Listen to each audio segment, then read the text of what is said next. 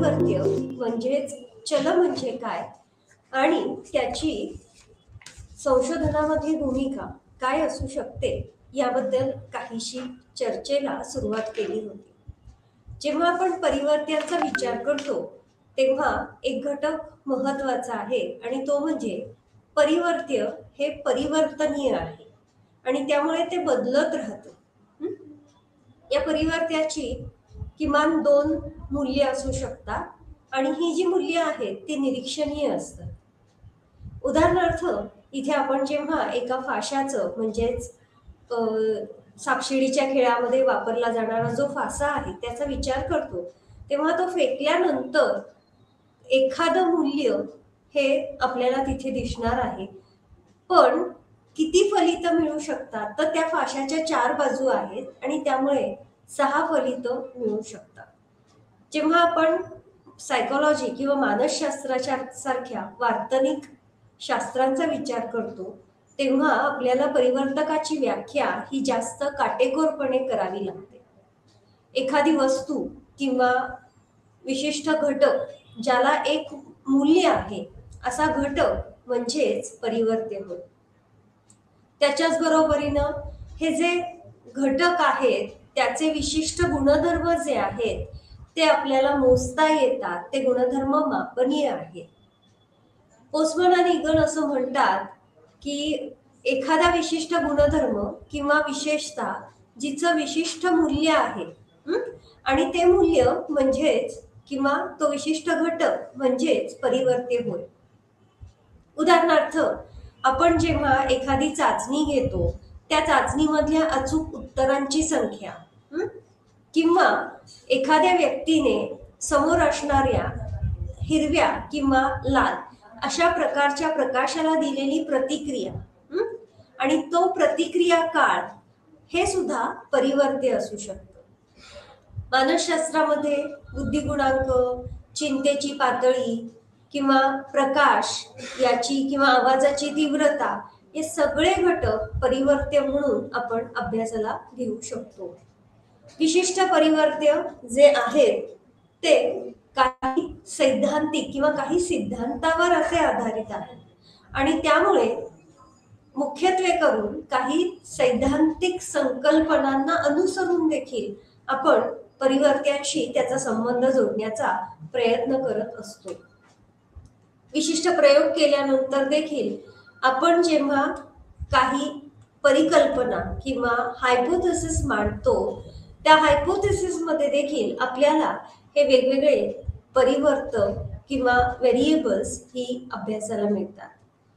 जेव्हा परिवर्त्यांची व्याख्या केली गेली तेव्हा या व्याख्यांमध्ये कर्लिंगर यांनी दिलेली जी व्याख्या आहे की एक विशिष्ट संरचना की ज्या आपल्याला शब्दांच्या मदतीने मांडता येतात, शाब्दिक स्वरूपात व्यक्त करता येतात आणि त्यानुसार आपल्याला विशिष्ट वर्तनाचं वर्णन करता येतं.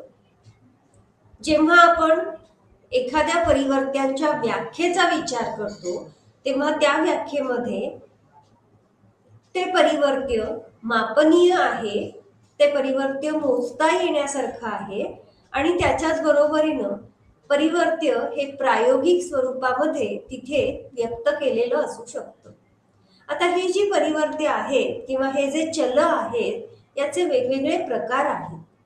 या प्रकारांमध्ये पहिलं आपण गेल्या तासाला पाहिलंच होतं आणि ते म्हणजे SOR किंवा उद्दीपक, सजीव आणि प्रतिक्रिया परिवर्त्य. यामध्ये हे तिन्ही घटक अत्यंत महत्वाचे आहेत. जेव्हा आपण SOR या स्वरूपामध्ये म्हणजेच स्टिम्युलस, ऑर्गॅनिझम आणि रिस्पॉन्स, उद्दीपक, सजीव आणि प्रतिक्रिया या स्वरूपामध्ये किंवा SOR या सूचकांच्या सहाय्याने आपण जेव्हा परिवर्त्य मांडतो तेव्हा ते परिवर्त्य विशिष्ट वर्गांमध्ये मोडतात. उदाहरणार्थ S म्हणजेच स्टिम्युलस म्हणजेच उद्दीपक आणि हे जे उद्दीपक आहे याच्यासाठी आपल्याला एखादं सर्वसामान्यतः उद्दीपन किंवा उद्दीपक असं एक परिवर्त्य लक्षात घ्यावं लागतं. त्यामुळे तिथे त्या उद्दीपक या परिवर्त्यांमध्ये मुख्यत्वे करून परिस्थितीमधले वेगवेगळे घटक जसं की प्रकाश आणि या प्रकाशाला विशिष्ट सजीव हा कशा पद्धतीने प्रतिक्रिया देतो आणि त्यामुळे त्या सजीवाशी संबंधित असणारं परिवर्त्य म्हणून त्याला तिथे ओ ऑर्गॅनिझमसाठी ओ हे चिन्ह वापरलेलं आहे. त्याचबरोबर ह्या सजीवाच्या ज्या प्रतिक्रिया आहेत त्या शरीरशास्त्रीय दृष्ट्या आणि मानसशास्त्रीय दृष्ट्या अशा दोन्ही पद्धतीने परिवर्तनीय असतात. आणि शेवटचं जे चिन्ह आहे ते म्हणजे आर म्हणजेच रिस्पॉन्स म्हणजे प्रतिक्रिया. आणि हे जे प्रतिक्रिया परिवर्त्य आहे ते म्हणजे दुसरं तिसरं काही नसून या सजीवाचं वर्तन किंवा सजीवाची कृती आहे. आणि म्हणून आपल्याला जेव्हा SOR म्हणजेच उद्दीपक, सजीव आणि प्रतिक्रिया यांच्यामधला संबंध तपासायचा असतो तेव्हा आपण विविध प्रकारचे प्रायोगिक पद्धतींचा अवलंब करतो किंवा प्रयोग आपण करत असतो. त्याच्यामध्ये सजीवांमध्ये मग मानसशास्त्राचे पूर्वीचे झालेले प्रयोग जे उंदरांवर सुद्धा करण्यात आलेले आहेत, कुत्रा, मांजर यासारख्या प्राण्यांवर सुद्धा करण्यात आलेले आहेत. आणि त्यामुळे जेव्हा एखाद्या मेटलच्या किंवा जेव्हा एखाद्या धातूच्या जाळीवर आपण एखाद्या उंदराला प्लेस करतो किंवा जेव्हा एखाद्या उंदराला आपण ठेवतो आणि ती धातूची जाळी ज्याच्यामध्ये विद्युत प्रवाह जात आहे त्या धातूच्या जाळीवरून सुटका करण्यासाठी हा जो सजीव आहे, हा जो ऑर्गॅनिझम आहे, हा धडपड करतो. आणि त्यामुळे त्याला त्याच्यातून सुटका करून घेण्यासाठी किती कालावधी लागतो म्हणजेच प्रतिक्रिया देण्यासाठी लागणाऱ्या कालावधीचं आपण मापन करत असतो. त्यामुळे या सजीवाशी संबंधित जे परिवर्त्य आहे त्या परिवर्त्याचं मापन करण्यासाठी आपण सजीव संबंध परिवर्त्य असं तिथे नमूद करतो. त्याचाच बरोबरीनं त्या सजीवाच्या बाबतीमध्ये किंवा त्या उंदराच्या बाबतीमध्ये त्वचीय उद्दीपनाला दिली जाणारी प्रतिक्रिया आणि किती कालावधीमध्ये तो प्रतिक्रिया देत आहे याच्यामधला म्हणजे एखादं उद्दीपक पुरविल्यापासून त्याला प्रतिक्रिया देण्यासाठी लागणारा मधला जो कालावधी आहे त्याचा आपण अभ्यास करत असतो. आणि त्यामुळे हे जे परिवर्त्य आहे ते उद्दीपक, सजीव आणि प्रतिक्रिया संबंधित परिवर्त्य असं म्हटलं आहे.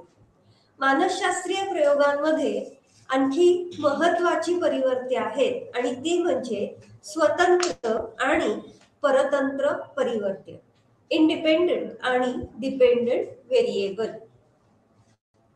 जेव्हा संशोधनासाठी काही विशिष्ट घटक संशोधकाने निवडलेले असतात त्या घटकांच्या निरीक्षणीय संबंधांबाबत खात्री करण्यासाठी म्हणून संशोधक विशिष्ट घटकांमध्ये बदल करतो.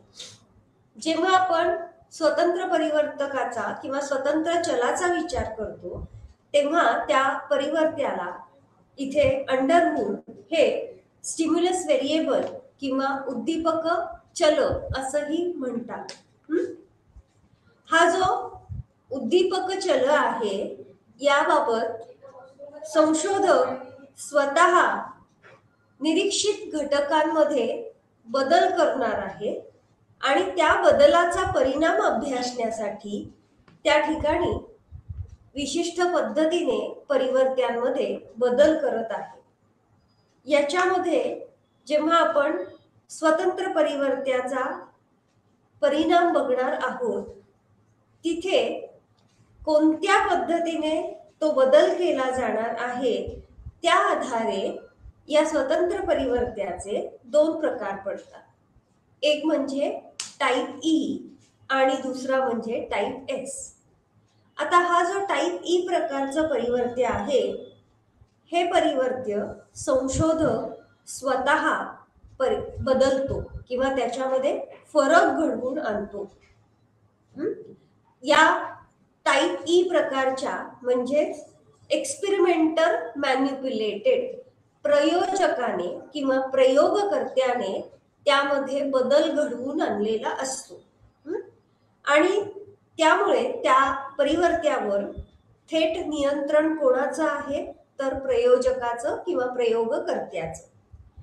त्याच्याच बरोबरीनं दुसरा प्रकार जो आहे तो टाईप एस, की विशिष्ट पद्धतीने निवड प्रक्रियेच्या माध्यमातून या परिवर्त्यामध्ये बदल घडवून आणलेला असतो. या ठिकाणी नमूद केल्याप्रमाणेच निरीक्षणीय घटकांच्या संबंधांबाबत खात्री करण्यासाठी संशोधक विशिष्ट घटकांमध्ये बदल करतो. आणि ते जे बदल केले जात आहेत त्यामध्ये एकीकडे प्रयोजक स्वतः प्रयोगामध्ये किंवा प्रयोगासाठी सादर केलेल्या परिस्थितीमध्ये बदल करणार आहे, त्याला आपण टाईप ई असं म्हटलेलं आहे. तर दुसऱ्या बाजूला जी प्रयुक्त निवडीशी संबंधित प्रक्रिया असणार आहे त्यामध्ये संशोधक किंवा प्रयोजकाचं नियंत्रण आहे. ठीक आहे. आणि म्हणून जेव्हा आपण टाईप ई प्रकारचा स्वतंत्र परिवर्त्याचा किंवा स्वतंत्र चलाचा विचार करत आहोत तेव्हा आपण एक उदाहरण पाहूया.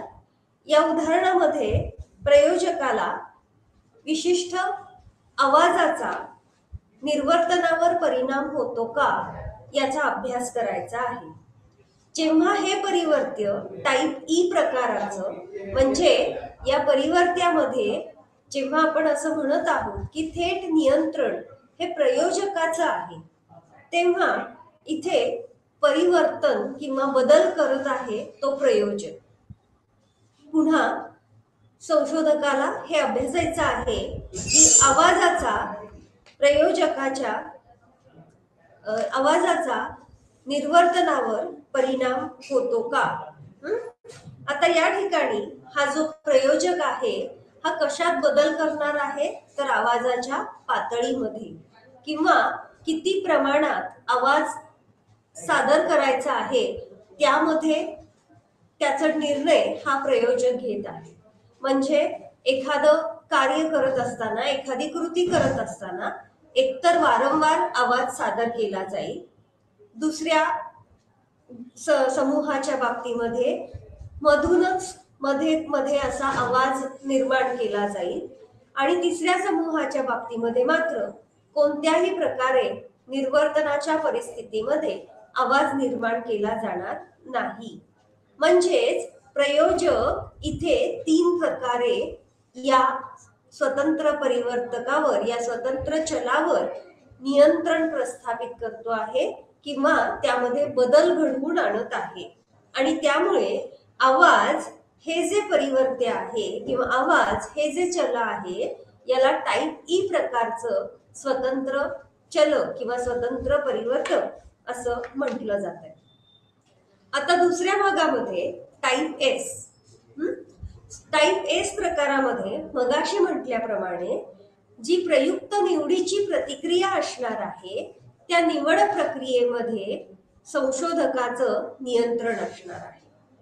म्हणजे आता बघा इथे हे पाहायचंय की वयोमानानुसार किंवा वयोगटानुसार जो निर्मितीचा वेग आहे किंवा जे निर्वर्तन आहे त्यामध्ये काही फरक होतो आहे का.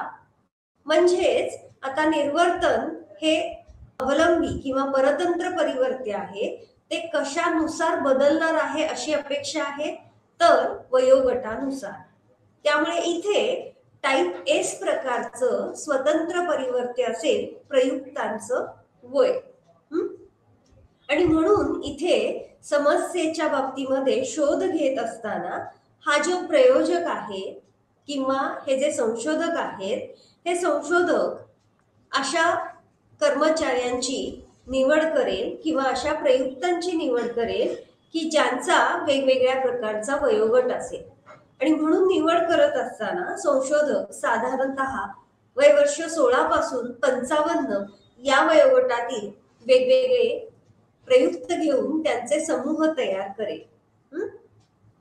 आणि परिणामतः या वेगवेगळ्या वयोगटामध्ये समजा कर्मचारी आहेत किंवा प्रयुक्त आहेत त्यांचं निर्वर्तन किंवा त्यांचं उत्पादनाची क्षमता यामध्ये तुलना करेल की जेणेकरून त्याला निर्वर्तनावर वयोगटाचा किंवा विशिष्ट वयोगटानुसार काही फरक आढळत आहे का हे तपासून पाहता येईल. अशा पद्धतीने स्वतंत्र परिवर्तक हे मुख्यत्वे संशोधनाच्या हेतूनुसार कोणत्या प्रकारचे असेल, टाईप ई, टाईप एस हे निर्धारित होत असतं. आता याच स्वतंत्र परिवर्त्यावर काय अवलंबून आहे ते म्हणजे परतंत्र परिवर्तक किंवा परतंत्र चल आणि यालाच डिपेंडेंट व्हेरिएबल किंवा डीव्ही असंही म्हटलं जातं.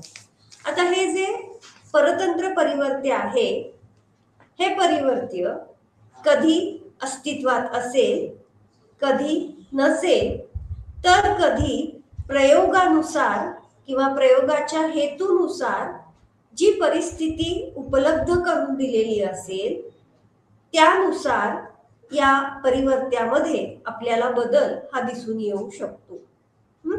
आणि त्यामुळे परतंत्र परिवर्त्याचं अस्तित्व हे परिस्थितीनुरूप बदलू शकतं. आणि म्हणून आपण जेव्हा परतंत्र परिवर्त्याचा विचार करतो तेव्हा त्याला विशेषतः ते परिवर्त्य म्हणजे प्रयुक्ताची दिली जाणारी प्रतिक्रिया असते. आणि ही जी प्रतिक्रिया आहे ही प्रतिक्रिया विशिष्ट पद्धतीने मापनीय असते. ती प्रतिक्रिया आपल्याला मोजता येऊ शकते आणि ती मोजण्यासाठी म्हणून आपल्याला विशिष्ट मितींचा, डायमेन्शन्सचा वापर करावा लागतो. स्वतंत्र परिवर्त्याबरोबरच स्वतंत्र परिवर्त्याचा ज्यामुळे परिणाम दिसून येणार आहे किंवा स्वतंत्र परिवर्त्यावर जे अवलंबून आहे ते परतंत्र परिवर्त्य मोजण्यासाठी म्हणून आपल्याला काही विशिष्ट मिती ही नमूद कराव्या लागतात. उदाहरणार्थ विशिष्ट वारंवारिता म्हणजेच किती प्रमाणामध्ये, किती वारंवारितेने, किती वेळा विशिष्ट वर्तन आढळून येऊ शकेल.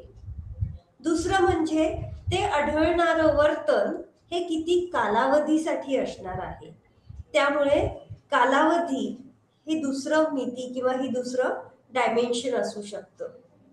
त्याच्याच बरोबरीनं विलंबित कालावधी, मगाशी म्हटल्याप्रमाणे त्या उंदराला शॉक दिल्यापासून किंवा त्याला जेव्हा झटका बसेल त्या कालावधीपासून तो तिथून केव्हा सुटका करून घेण्याचा प्रयत्न करत आहे, हा जो मधला कालावधी आहे हा विलंबित कालावधी आहे. ही देखील एक प्रकारचं परतंत्र परिवर्त्य आहे आणि ते मोजण्यासाठी आवश्यक असणारं ते एक डायमेन्शन किंवा मिती आहे. त्याच्याच बरोबरीनं विशिष्ट वर्तन घडत आहे त्या वर्तनाची वारंवारिता हे देखील एक डायमेन्शन असू शकतं. आणि म्हणून जेव्हा जेव्हा आपण वर्तनाचा विचार करतो, परतंत्र परिवर्त्य म्हणून वर्तनाचा विचार करत आहोत, तेव्हा आपल्याला स्वतंत्र आणि परतंत्र परिवर्त्य या दोन्ही मधला संबंध अभ्यासण्याची गरज भासते. आणि त्यामुळे एक परिवर्त्य हे दुसऱ्या परिवर्त्यावर अवलंबून असतं. उदाहरण बघा, आपल्याला हे तपासून बघायचंय की अध्ययन साहित्याची अर्थपूर्णता आणि अध्ययनाचा वेग यांच्यामध्ये काही संबंध आहे का. पुन्हा सांगते, अध्ययन साहित्याची अर्थपूर्णता आणि अध्ययनाचा वेग म्हणजेच अध्ययनासाठी लागणारा कालावधी. आपल्याला सगळ्यांनाच माहिती आहे की जितकं साहित्य अर्थपूर्ण असेल तितका अध्ययनाचा वेग हा असणार आहे. आणि त्यामुळे अर्थपूर्णता वाढली की निश्चितपणे अध्ययन जलद होणार आहे. ठीक आहे. आणि म्हणून अध्ययनाचा वेग हे जे अवलंबी परिवर्त्य आहे ते कशावर अवलंबून आहे, तर अध्ययन साहित्याच्या अर्थपूर्णतेवर. मानसशास्त्रीय प्रयोगांमध्ये बऱ्याच वेळेस काही निरर्थक ध्वनिबंधांचा म्हणजेच सीबीसी ट्रायग्राम म्हणूया किंवा नॉनसेन्स सिलॅबसचा वापर केला जातो, मुख्यत्वे करून प्रयोगांच्या बाबतीमध्ये.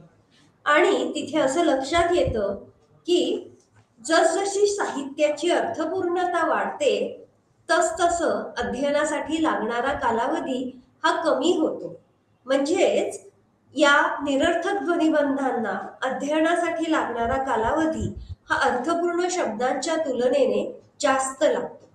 आता हे कसं मोजलं जातं, कारण मगाशीच आपण संक्रियात्मक व्याख्या या संदर्भात पाहत असताना त्याचं मापन कसं केलं जाणार आहे, लागणारा कालावधी हा कसा कळणार आहे, तर प्रयत्नांच्या स्वरूपामध्ये. समजा प्रयुक्तांच्या 2 गटांना किंवा एका प्रयुक्ताला 2 याद्या सादर केल्या, त्यापैकी एक यादी ही निरर्थक ध्वनिबंधांची असेल आणि दुसरी यादी ही अर्थपूर्ण शब्दांची असेल. निरर्थक ध्वनिबंधांची शब्दांची यादी त्याचं अध्ययन करण्यासाठी प्रयुक्ताला साधारणतः 15 प्रयत्न लागले आणि दुसरीकडे अर्थपूर्ण शब्दांसाठी प्रयुक्ताला 5 प्रयत्न लागले. याच्यावरून तुम्हाला लक्षात येईल लागणारा कालावधी हा प्रयत्नांच्या सहाय्याने मोजला गेलेला आहे. आणि त्यामुळे इथे स्वतंत्र परिवर्त्य हे अध्ययन साहित्य किंवा अध्ययन साहित्याची अर्थपूर्णता आणि त्याच्यावर अवलंबून असणारा अध्ययनासाठी लागणारा कालावधी म्हणजेच दोन्ही याद्यांसाठी लागणारी प्रयत्नांची संख्या हा या संदर्भातलं परतंत्र चल किंवा परतंत्र परिवर्त्य असेल. म्हणजेच जेव्हा आपण स्वतंत्र परिवर्त्य आणि परतंत्र परिवर्त्य या दोन्हीचा विचार करतो तेव्हा या दोन्हीमध्ये आपल्याला प्रयोगाच्या माध्यमातून काही संबंध असल्याचं लक्षात येतं आणि त्याचा शोध घेण्यासाठीच मुळात संशोधक अशा पद्धतीने स्वतंत्र परिवर्त्यांची निवड करत असतो. याबरोबरच आणखी दुसरा जो प्रकार आहे त्याला बाह्य चल आणि संमिश्रण चल किंवा परिवर्त्य म्हणजेच एक्स्ट्रॉनियस आणि कन्फाउंडेड व्हेरिएबल्स असं म्हटलेलं आहे. इतर परिवर्त्यांप्रमाणेच हे जे परिवर्त्य आहे, विशेषतः हे जे बाह्य चल आहे ते बाह्य चल स्वतंत्र परिवर्त्याचा परिणाम आच्छादित करून टाकतं, म्हणजे त्याच्यावर मास्किंग करतं. यामध्ये स्वतंत्र आणि परतंत्र परिवर्त्याच्या मध्ये असा एखादा काहीतरी घटक किंवा असं एखादं परिवर्त्य असू शकतं की ज्यामुळे किंवा ज्याचा परिणाम हा परतंत्र परिवर्त्यावर होत असतो. आणि म्हणून हे जे बाह्य परिवर्त्य आहे ते प्रयोजक नियंत्रणाखाली ठेवण्याचा प्रयत्न करतं की जेणेकरून स्वतंत्र परिवर्त्या व्यतिरिक्त इतर परिवर्त्यांचा परतंत्र परिवर्त्यावर परिणाम होऊ नये. कारण प्रयोजकाचा मुख्य हेतू हा स्वतंत्र आणि परतंत्र परिवर्त्यामधील संबंध अभ्यासणे हा असतो. विविध अभ्यासांच्या माध्यमातून हे जे बाह्य परिवर्त्य आहे याचा परिणाम हा संशोधक निश्चितपणे अभ्यासत असतात. या घटकांमध्ये एकतर मुख्यत्वे करून जेव्हा आपण स्वतंत्र आणि परतंत्र परिवर्त्याचा विचार करत आहोत त्यांच्यामधील संबंधांबाबत कुठेतरी हे जे बाह्य परिवर्त्य आहे हे अंतरक्रिया करताना आपल्याला दिसून येतं. या बाह्य परिवर्त्यांमध्ये काही प्रयुक्तांशी संबंधित परिवर्त्य असू शकतात, जसं की प्रयुक्ताचं वय, लिंग, प्रयुक्ताची बुद्धिमत्ता, व्यक्तिमत्व यासारख्या परिवर्त्यांचा देखील कुठेतरी परतंत्र परिवर्त्यावर परिणाम दिसून येऊ शकतो.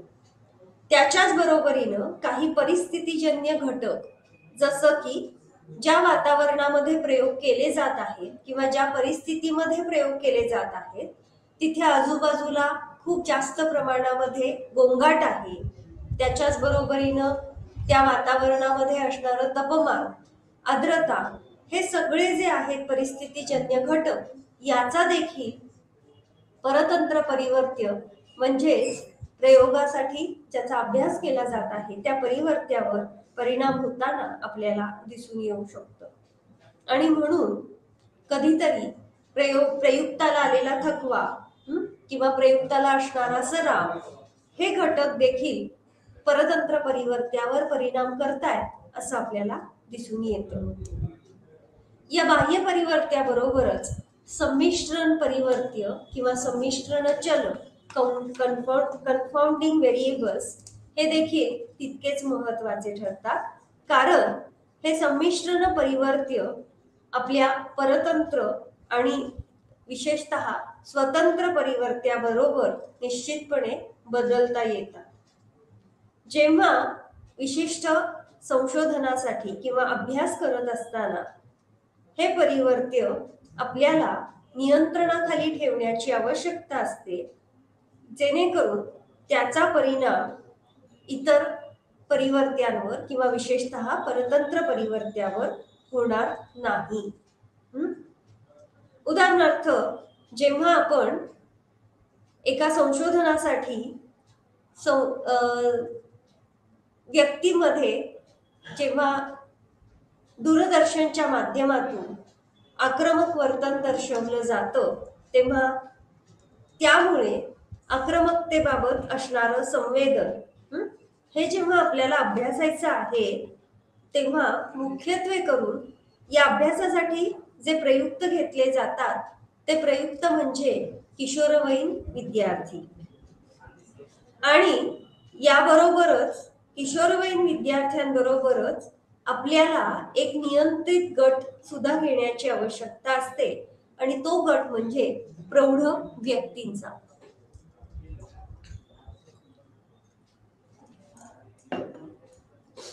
आणि म्हणून हा नियंत्रित गट का घेतला जातो, तर आपल्याला आपण जे परिवर्त्य अभ्यासासाठी घेणार आहोत त्या परिवर्त्या व्यतिरिक्त इतर घटक संमिश्रण परिवर्त्य म्हणून अभ्यासण्याची गरज असते.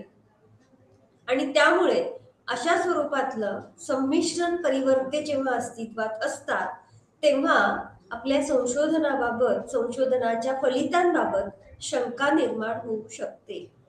परिणामतः हे जे संमिश्रण परिवर्त्य आहेत ते परिवर्त्य नियंत्रणाखाली ठेवण्याचा संशोधक अधिकाधिक प्रयत्न करतो.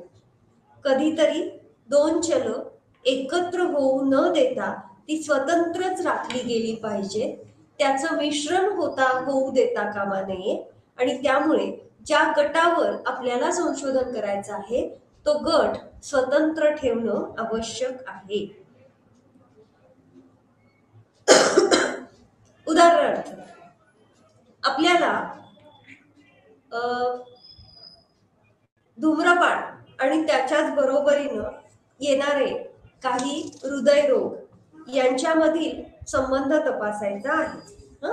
आता असं गृहीत धरूया की धूम्रपानामुळे हृदयरोग होण्याची शक्यता ही वाढते. बघा, या आकृतीमध्ये इथे दाखवलेलं आहे. इथे स्वतंत्र परिवर्त्य आहे धूम्रपान, स्मोकिंग, जे गृहीत धरलेलं कारण आहे हृदयरोगाचं. त्यामुळे हृदयरोग किंवा त्या संदर्भात आजार जे आहेत हे आपलं परतंत्र परिवर्त्य आहे. आपलं स्वतंत्र परिवर्त्य आहे धूम्रपान. आणि या दोन्ही मधला आपल्याला संबंध तपासायचा आहे. आणि हे तपासत असताना इतर घटक पहा की जे संमिश्रण परिवर्तकाचा आपण विचार करत आहोत, त्यामुळे इतर घटकांमध्ये दिवसभरामध्ये ती व्यक्ती किती सिगारेट ओढत आहे किंवा किती सिगारेट ओढण्याचं प्रमाण आहे, म्हणजेच किती प्रमाणामध्ये दिवसभरात तंबाखूचं धूम्रपान केलं जात आहे.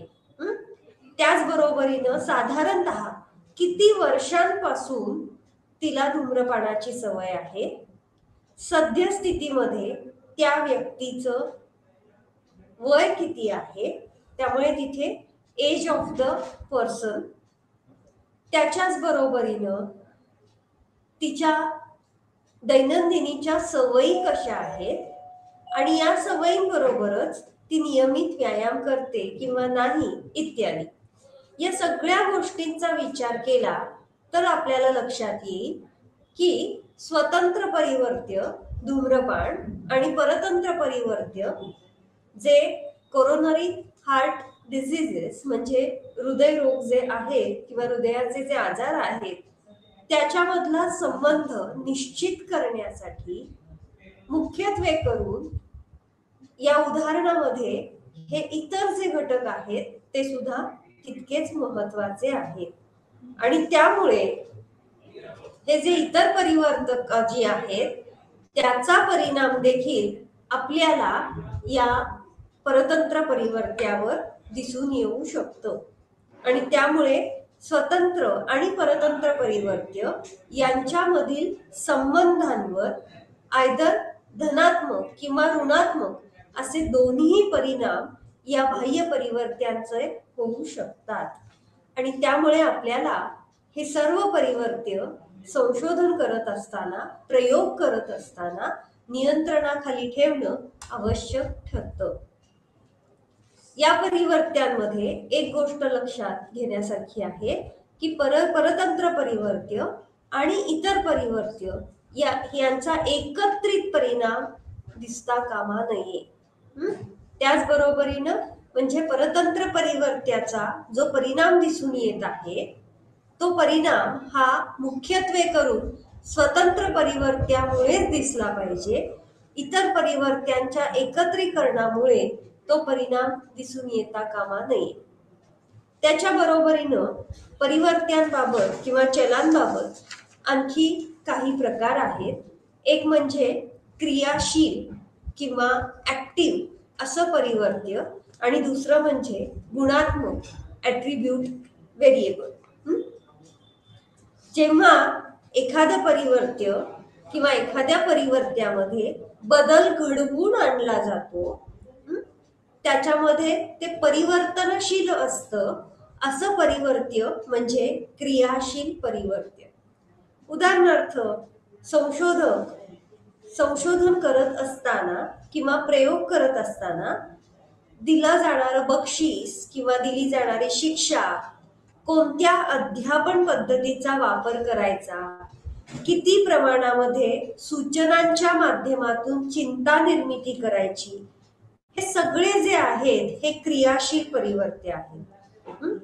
याच्यामध्ये मुख्यत्वे म्हणून कमी, जास्त, तीव्र किंवा अध्यापन पद्धतींच्या बाबतीमध्ये व्याख्यान पद्धती, फील्ड ट्रिप्स या स्वरूपामध्ये बदल करता येऊ शकतो आणि म्हणून त्याला क्रियाशील परिवर्त्य असं म्हटलेलं आहे. या क्रियाशील परिवर्त्याबरोबरच दुसरा जो प्रकार नमूद केला आहे तो म्हणजे गुणात्मक परिवर्त्य ऍट्रिब्यूट व्हेरिएबल.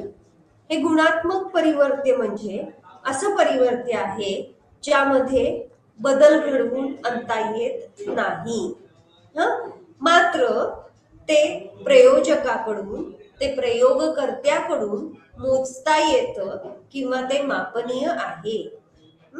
इथे असं म्हटलेलं आहे की it is a variable which is not manipulated, ज्याच्यामध्ये बदल घडवून आणला जात नाही, मात्र ते मापनीय आहे, ते मेजरेबल आहे.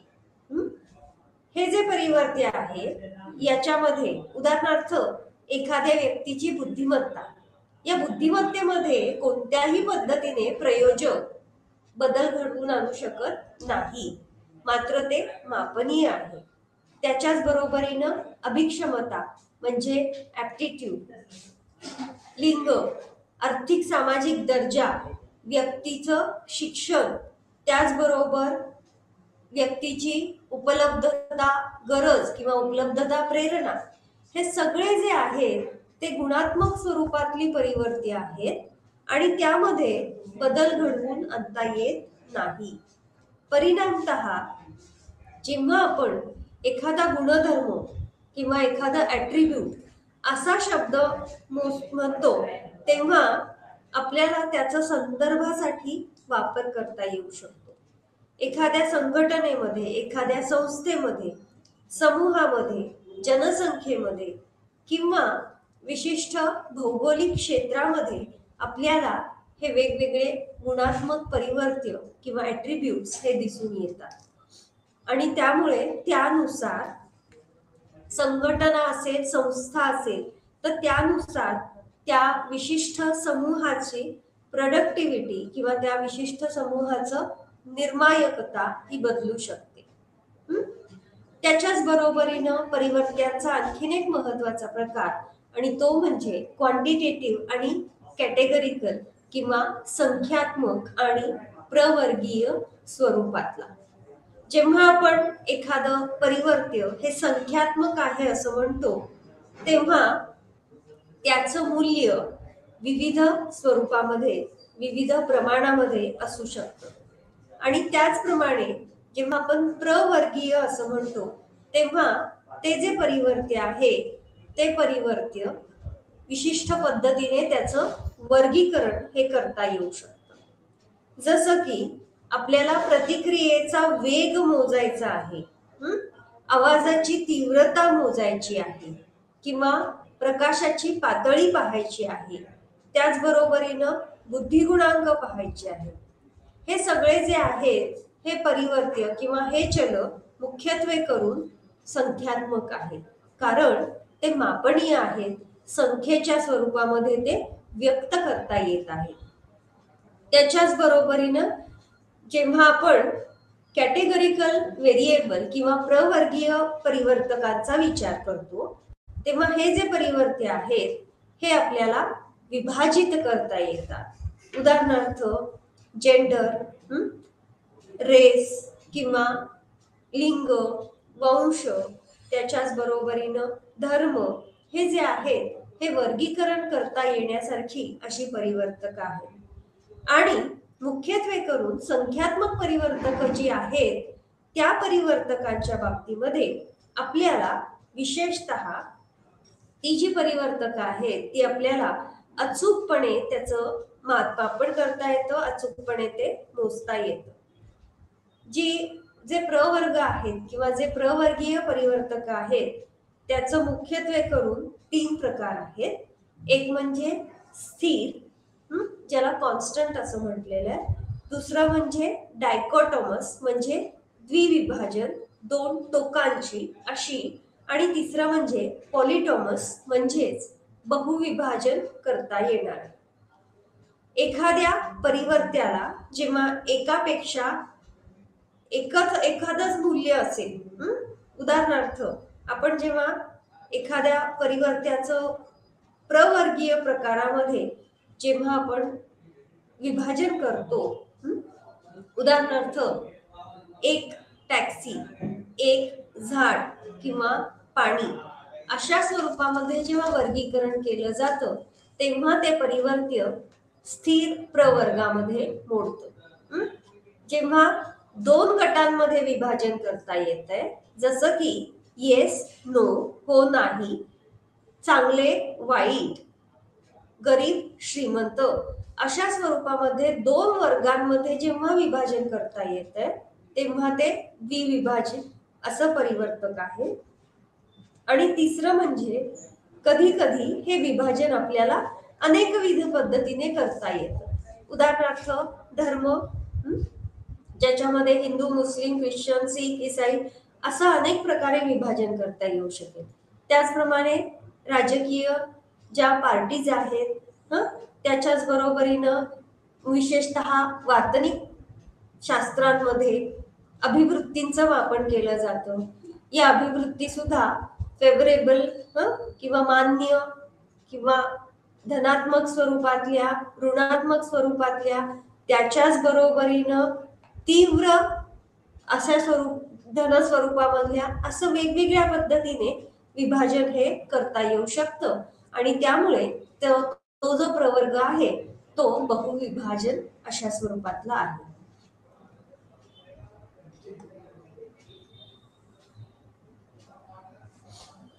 त्याचप्रमाणे आपण यापूर्वी खंडित आणि अखंडित परिवर्त्य याचीही काही उदाहरणं बघितली होती. जेव्हा खंडित परिवर्त्य आहे तेव्हा खंडित परिवर्त्याच्या बाबतीमध्ये आपल्याला छोट्या छोट्या स्वरूपामध्ये किंवा आपल्याला एक्झॅक्टली आपण 2 भागांमध्ये विभाजन करू शकतो त्या परिवर्त्याचं. मुख्यत्वे करून जेव्हा एखादा अखंडित परिवर्त्य आहे त्या परिवर्त्याच्या बाबतीत अत्यंत छोट्या छोट्या भागांमध्ये विभाजन करून देखील मापन हे करता येऊ शकतं. उदाहरणार्थ एखाद्याची उंची, वजन हे जेव्हा मोजायचं आहे तेव्हा आपण त्याची विभागणी ही छोट्या छोट्या भागांमध्ये करू शकतो. जसं की ग्रॅम, किलोग्रॅमचं ग्रॅम, ग्रॅम वरून मिलीग्रॅम अशा स्वरूपामध्ये. तसंच उंचीच्या बाबतीतही होऊ शकतं. मात्र काही परिवर्त्य असे असतात की जे पूर्णांकामध्येच व्यक्त होऊ शकतात, ज्याला आपण खंडित किंवा असंतत किंवा पृथक म्हणजेच डिस्क्रीट अशा स्वरूपातले परिवर्त्य, अशा स्वरूपातले व्हेरिएबल्स म्हणून नमूद करतो की ज्याच्यामध्ये एक्झॅक्टली पूर्णांकामध्ये स्वतंत्रपणे त्याचं विभाजन हे करता येऊ शकतं. उदाहरणार्थ ग्रंथालयामध्ये असणाऱ्या पुस्तकांची संख्या, कुटुंबामध्ये असणाऱ्या अपत्यांची संख्या या स्वरूपातलं जे परिवर्त्य आहे त्याला असंतत किंवा खंडित किंवा पृथक म्हणजेच डिस्क्रीट स्वरूपातलं परिवर्त्य व्हेरिएबल असं म्हटलं जातं. आपल्या समोर हा जो तक्ता दिलेला आहे हा या वेगवेगळ्या प्रकारचे जे परिवर्त्य आहेत, जी चल आहेत, जे व्हेरिएबल्स आहेत त्याच्यामधला फरक इथे स्पष्ट करतात. त्याच्यातलं पहिलं इंडिपेंडंट व्हेरिएबल IV म्हणजे स्वतंत्र परिवर्त्य, ज्याच्यामध्ये संशोधक बदल करतो, ज्यामध्ये संशोधक हस्तक्षेप करतो आणि त्याचा परिणाम ज्यावर अभ्यासला जाणार आहे ते म्हणजे अवलंबी परिवर्त्य, परतंत्र परिवर्त्य किंवा डिपेंडंट व्हेरिएबल. आणि म्हणून उदाहरणामध्ये प्रकाशाचा निर्वर्तनावरील परिणाम म्हणजेच स्वतंत्र परिवर्त्य या ठिकाणी प्रकाश योजना असेल, ज्याच्यामध्ये संशोधक बदल करणार आहे आणि त्यावर अवलंबून काय आहे तर निर्वर्तन आहे. आणि त्यामुळे निर्वर्तन या घटकामध्ये प्रकाशामुळे होणारा परिणाम अभ्यासायचा आहे. म्हणून परतंत्र परिवर्त्य आहे निर्वर्तन किंवा व्यक्तीचा परफॉर्मन्स. त्याबरोबरनं एक्स्ट्रोनियस व्हेरिएबल बाह्य परिवर्त्य, जे मुख्यत्वे स्वतंत्र आणि परतंत्र परिवर्त्यामध्ये चलामध्ये अंतरक्रिया करतं. परफॉर्मन्सवर प्रकाशाव्यतिरिक्त, निर्वर्तनावर प्रकाशाव्यतिरिक्त कशाचा परिणाम होऊ शकतो तर प्रयोगशाळेमध्ये असणारा गोंगाट, आवाज, आणि त्यामुळे हे परिवर्त्य सुद्धा नियंत्रणाखाली ठेवणं आवश्यक ठरतं. त्याचबरोबरीनं संख्येच्या स्वरूपामध्ये व्यक्त होणारं असं संख्यात्मक परिवर्त्य किंवा संख्यात्मक चल मुख्यत्वे करून बुद्धिगुणांक, उंची, वजन या स्वरूपामध्ये जे व्यक्त होतात ते. तर वर्गीकरणाच्या स्वरूपामध्ये व्यक्त होणारी अशी ही परिवर्त्य आहेत ज्याला आपण गुणात्मक असं म्हटलेलं आहे. आणि ही जी परिवर्त्य आहेत ही मुख्यत्वे करून संख्येच्या स्वरूपात मोजता येत नाही, त्याचं वर्गीकरण केलं जातं आणि म्हणून स्त्री पुरुष, निम्न, उच्च, मध्यम, आर्थिक दर्जा या स्वरूपामध्ये व्यक्त केली जातात. आत्ताच म्हटल्याप्रमाणे संतत किंवा कंटिन्युअस किंवा अखंडित परिवर्त्य आहेत ज्याचं छोट्या छोट्या भागांमध्ये विभाजन करता येऊ शकतं आणि संततस, कंटिन्युअस अशी त्याची मूल्य असू शकतात. आणि दुसरीकडे डिस्क्रीट म्हणजेच असंतत किंवा खंडित परिवर्त्य आहेत जी खंडित मापन श्रेणीपासून तयार होतात, ज्यांचे संच मुख्यत्वे करून पूर्णांकामध्ये असतात आणि स्वतंत्र असतात. अशी वेगवेगळी परिवर्ते वर्तनशास्त्रामध्ये किंवा मानसशास्त्रामध्ये संशोधनासाठी वापरली जातात. याच्या बरोबरीनच वेगवेगळ्या संकल्पनांचा संच म्हणजेच कन्स्ट्रक्ट्स ही देखील तितकीच महत्वाची आहेत. ही जी कन्स्ट्रक्ट्स आहेत किंवा विशेषतः संकल्पना आहेत, या दोन्हीचा अर्थ काहीसा सारखाच वाटतो, मात्र त्याच्यामध्ये काही मूलभूत फरक हा असू शकतो. या ज्या संकल्पना आहेत त्या संकल्पनांमध्ये विशिष्ट काही घटक आहेत आणि त्या घटकांची आपल्याला कल्पना करता येते किंवा ते घटक वास्तवात अस्तित्वात असतात असं वर्णनही केलं जातं. आणि मग काही संकल्पनांच्या बाबतीत जे गुणधर्म समाविष्ट असतात असा संकल्पनांचा संच म्हणजे कन्स्ट्रक्ट्स किंवा संरचना.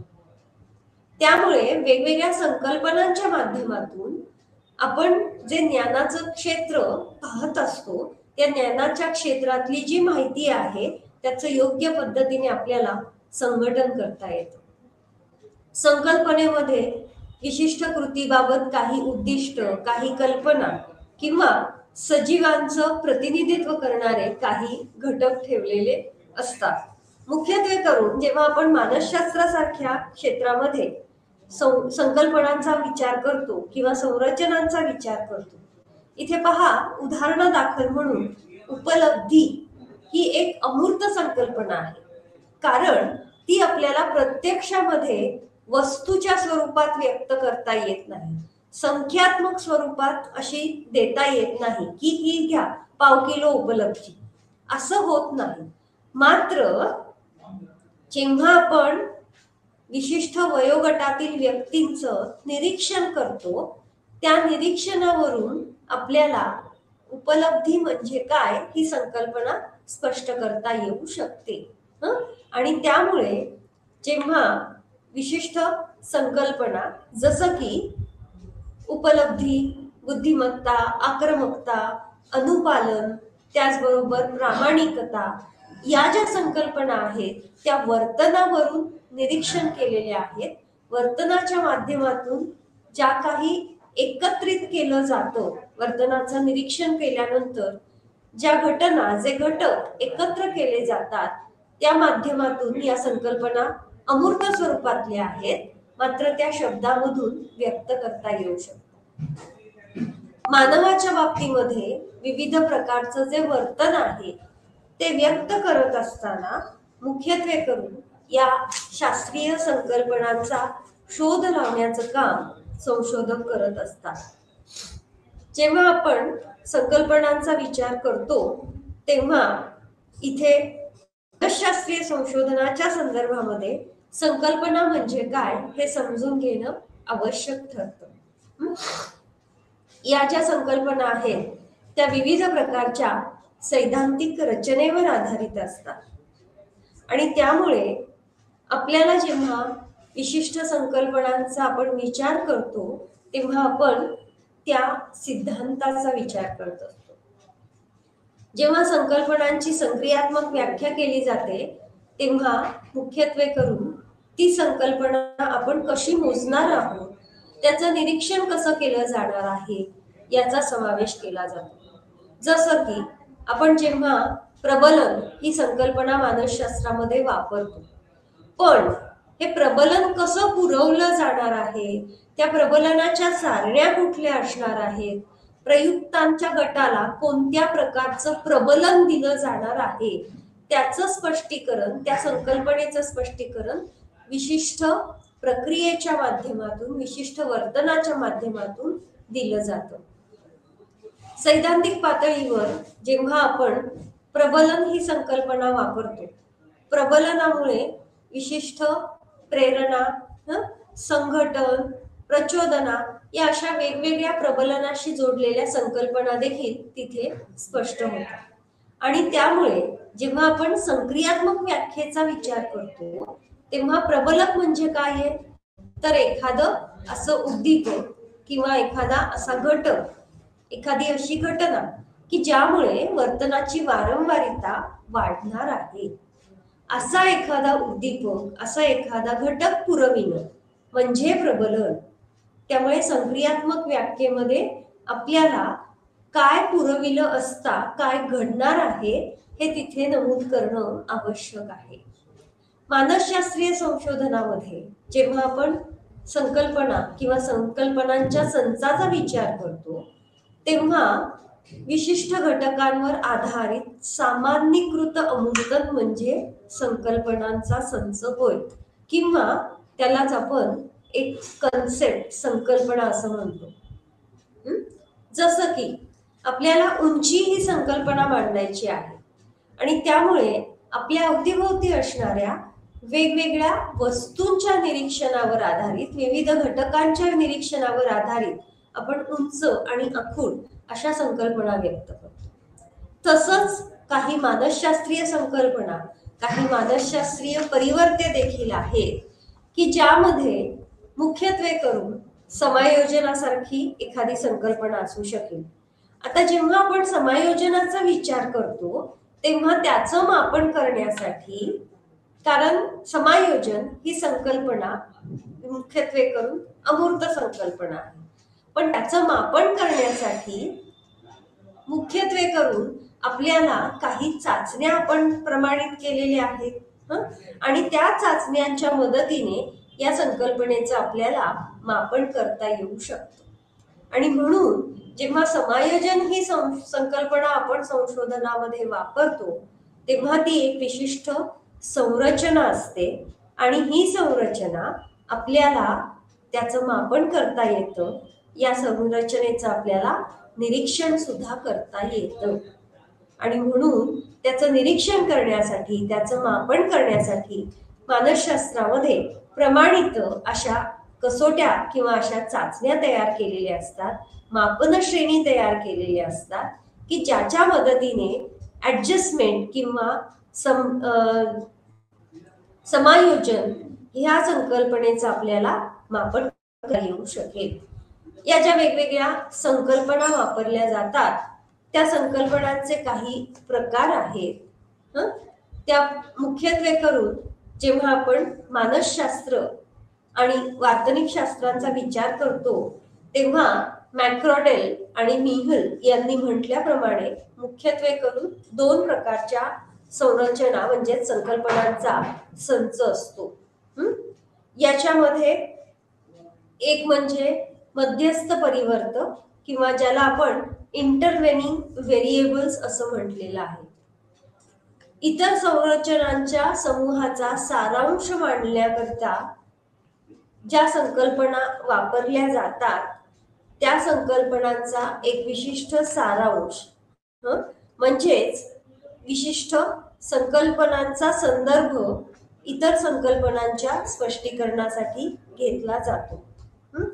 याच्यासाठी एक उदाहरण दिलेलं आहे आणि ते म्हणजे वर्तनवादी मानसशास्त्रज्ञ क्लार्क हल यांनी एक अभ्युपगमी निगमनी पद्धती मांडलेली आहे ज्याला हायपोथेटिकल डिडक्टिव्ह मेथड म्हटलं जातं. ही विशेषतः अध्ययनाच्या संदर्भात मांडलेली पद्धती आहे. आता इथे क्लर्क असं म्हणतात की जेव्हा एखादं अध्ययन घडतं किंवा क्लर्कने असं मांडलेलं आहे की प्रतिक्रिया विभव म्हणजे किती प्रमाणामध्ये प्रतिक्रियेची तीव्रता असेल. हे जे प्रतिक्रिया विभव आहे या प्रतिक्रिया विभवाच्या बाबतीमध्ये मुख्यत्वे करून दोन महत्वाच्या घटक आहेत आणि ते घटक नमूद करत असताना त्यांनी असं म्हटलंय की सवयीचं बल, हॅबिट स्ट्रेंथ आणि त्या ठिकाणी अस्तित्वात असणारी प्रचोदना किंवा ड्राईव्ह यांच्या एकत्रीकरणामधून प्रतिक्रिया विभव हे परिवर्तक आपल्याला दिसून येतं. आणि त्यामुळे जेव्हा आपण प्रतिक्रिया विभवाचा विचार करतो तेव्हा हे जे प्रतिक्रिया विभव आहे ते मध्यस्थ परिवर्तकाची भूमिका पार पाडतं. म्हणजेच विशेषतः आपण जेव्हा प्रतिक्रिया विभव या मध्यस्थ परिवर्तकाचा विचार करतो तेव्हा आपल्याला समजा आक्रमकता किंवा हॉस्टिलिटी या घटकाचा अभ्यास करायचा आहे. ही हॉस्टिलिटी किंवा ही आक्रमकतेचा अभ्यास करत असताना विशिष्ट आक्रमक वर्तन हे त्यामध्ये अभिप्रेत आहे. त्यामध्ये इतरही काही संरचनांचा समावेश आहे. म्हणजे जेव्हा आपण मध्यस्थ परिवर्तक प्रतिक्रिया विभव याचा विचार करतो तेव्हा ते कशामधून निर्माण होत आहे, तर सवय बल आणि प्रचोदना म्हणजे हॅबिट स्ट्रेंथ आणि प्रचोदना याच्या मदतीने किंवा यांच्या एकत्रीकरणामधून निर्माण होतं. आणि त्यामुळे इथे हे जे हल आहेत हे जेव्हा हॅबिट स्ट्रेंथ ही आपल्याला किंवा दुसरं एखादं संकल्पना प्रचोदना या ज्या संकल्पना आहेत या दोन्ही संकल्पनांच्या एकत्रीकरणातून या दोन्ही संकल्पनांच्या संबंधांमधून प्रतिक्रिया विभव ही तिसरी संरचना किंवा तिसरी संकल्पना मांडलेली आहे. आणि त्यामुळे इथे आपल्याला काहीतरी मध्यस्थ परिवर्तक आहे असं लक्षात येतं. त्याच्याच बरोबरीनं संरचनांच्या बाबतीत आणखी दुसरा प्रकार नमूद केलेला आहे तो म्हणजे सैद्धांतिक संकल्पना. या संकल्पना वास्तव असतात, या प्रत्यक्षात असतात, रिअल असतात आणि त्यामुळे त्या ज्या आहेत त्या आपल्याला प्रत्यक्षामध्ये जाणवू शकतात. उदाहरणार्थ जेव्हा हल म्हणतात हॅबिट स्ट्रेंथ तेव्हा एखादा प्रतिक्षेप किंवा एखादी प्रतिक्षिप्त क्रिया असू शकते. आता जेव्हा हे हॅबिट स्ट्रेंथ किंवा प्रतिक्षिप्त क्रिया हे वर्तन प्रत्यक्षात दिसतं आणि म्हणून ही सैद्धांतिक संकल्पना वास्तवामध्ये अस्तित्वात आहे. आणि म्हणून जेव्हा आपल्याला इथे एक सूत्र मांडलेलं आहे आणि त्याच्या मदतीने आपल्याला लक्षात येईल की एखाद्या बाबत असणारं ज्ञान आता हे जे ज्ञान आहे या ज्ञानाचा संबंध किंवा हे ज्ञान निर्माण होण्याच्या दृष्टीने काय काय घटक कारणीभूत आहेत, तर अमाऊंट ऑफ कंडिशनिंग म्हणजे किती वारंवार विशिष्ट उद्दीपक तिथे आढळून आलेला आहे, म्हणजेच तिथे अभिसंधानाचं प्रमाण किती आहे आणि त्याच्या बरोबरीनं त्या व्यक्तीमध्ये असणारी बुद्धिमत्ता या दोन्हीच्या आंतरक्रियेमधून जे निर्माण होणार आहे ते आपल्याला प्रत्यक्षात दिसतं आणि त्यामुळे तिथे ज्ञान हे त्याचं फलित असणार आहे. आणि म्हणून सैद्धांतिक संकल्पनांमध्ये एखाद्याचं असणार होणारं अभिसंधान किंवा घडणारं अभिसंधान आणि दुसरं म्हणजे बुद्धिगुणांक हे दोन्ही सैद्धांतिक संकल्पना आहेत. आणि त्यामुळे याचा फलित जे आहे ते आपल्याला ज्ञानाच्या चाचणीवर दिसून येऊ शकतं. आणि म्हणून ही जी ज्ञानाची चाचणी आहे किंवा हे जे इथे के आहे हे देखील सैद्धांतिक संकल्पनेमध्येच समाविष्ट आहे. अशा पद्धतीने आपण या प्रकरणामध्ये मुख्यत्वे करून परिवर्त्यांचे प्रकार आणि त्याचबरोबर संशोधनामध्ये विशेषतः वास्तविक संशोधनामध्ये वापरले जाणारे संकल्पनांचे संच किंवा कन्स्ट्रक्ट्स आणि त्याचे प्रकार या ठिकाणी आपण अभ्यासले आहेत. याबरोबर हा जो 3.4 हे जे आहे हे इथे संपतोय. थँक्यू.